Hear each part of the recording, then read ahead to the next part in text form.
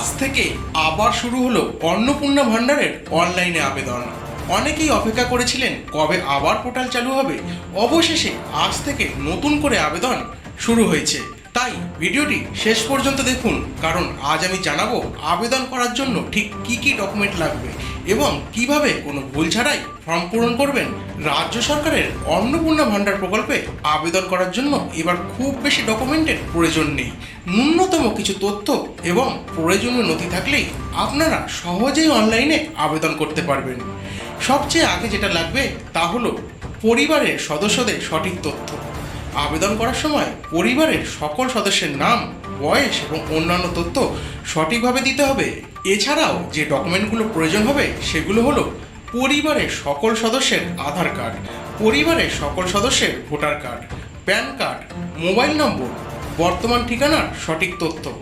আবেদন করার সময় অবশ্যই খেয়াল রাখবেন যাতে আধার কার্ড এবং ভোটার কার্ডে থাকা নাম ও তথ্যের মধ্যে বড় কোনো অসঙ্গতি না থাকে। ভুল তথ্য দিলে পরবর্তীতে আবেদন যাচাইয়ের সময় সমস্যা হতে পারে।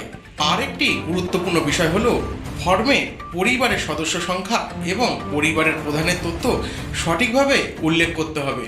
অনেক আবেদন শুধুমাত্র তথ্যগত ভুলের কারণেই সমস্যায় পড়ে যায়। তাই আবেদন করার আগে সমস্ত তথ্য একবার ভালো করে মিলিয়ে নেবেন। যেহেতু আজ থেকে আবার অনলাইনে আবেদন শুরু হয়েছে, তাই শেষ মুহূর্তের জন্য অপেক্ষা না করে যত দ্রুত সম্ভব প্রক্রিয়া সম্পন্ন করে ফেলুন। অন্নপূর্ণা ভান্ডার সংক্রান্ত আরও নতুন আপডেট, আবেদন পদ্ধতি এবং গুরুত্বপূর্ণ খবর সবার আগে জানতে আমাদের বার্তা 24 ঘন্টা চ্যানেলটি সাবস্ক্রাইব করে পাশে থাকা বেল আইকনটি চাপতে ভুলবেন না। ধন্যবাদ, ভালো থাকুন, আবার দেখা হবে পরবর্তী আপডেটে।